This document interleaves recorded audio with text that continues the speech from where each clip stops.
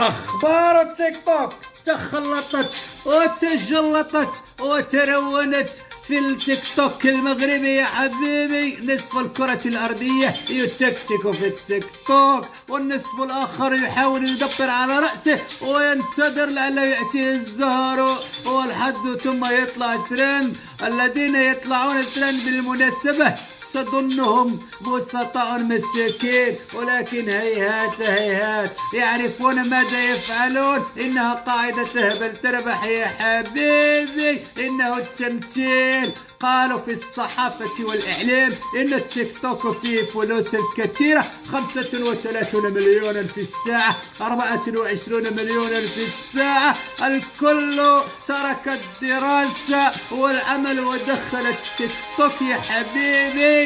فقط التافهون وأصحاب التفاهة الذين تصدق لهم يا حبيبي، لا تظن العكس. أصحاب المحتويات الجميلة والمفيدة لهم الله يا حبيبي. والسلام عليكم ورحمة الله تعالى وبركاته.